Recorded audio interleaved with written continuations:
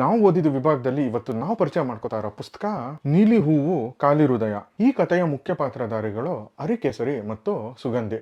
ಅರಿಕೇಸರಿ ಉತ್ತರ ಕರ್ನಾಟಕದ ಸೇಡಂನ ಹುಡುಗ, ಸುಗಂಧಿ ಕರಾವಳಿಯ ಹುಡುಗಿ.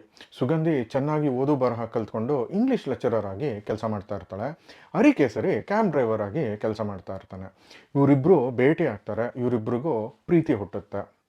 ಇದಕ್ಕೆ ಲೇಖಕರು ಒಂದು ದೊಡ್ಡ ಪ್ಲಾಟ್ ಕೂಡ ಮಾಡ್ತಾರೆ. ಇವರಿಬ್ಬರ ಪ್ರೀತಿಯಲ್ಲಿ ಸಿಟ್ಟು, ಜಗಳ, ಮುನಿಸು, ಫೋನ್ ಸ್ವಿಚ್ ಆಫ್ ಮಾಡ್ಕೊಳ್ಳೋದು, ಈ ಥರ ಹಲವಾರು ವಿಷಯಗಳು ಬಂದೋಗ್ತವೆ. ಹೇಗೋ ಹೊಂದ್ಕೊಂಡು ಜೊತೆಯಲ್ಲಿ ಜೀವನ ಮಾಡ್ತಿದ್ದಾರೆ ಇವರು ಅನ್ನೋಷ್ಟರಲ್ಲಿ ಸುಗಂಧಿಯ ಚಿಕ್ಕಪ್ಪನ ಕೊಲೆ ಆಗುತ್ತೆ. ಈ ಚಿಕ್ಕಪ್ಪ ಸಖತ್ತು ಫೇಮಸ್ ಬರಹಗಾರ. ಸೊ ಅವ್ನು ಸತ್ತ ತಕ್ಷಣ ಅವನ ಮಗ ಕಂಪ್ಲೇಂಟ್ ಕೊಟ್ಟಾಗ ಪೊಲೀಸವರು ಬಹಳ ಬೇಗ ಆ್ಯಕ್ಷನ್ ತಗೋತಾರೆ.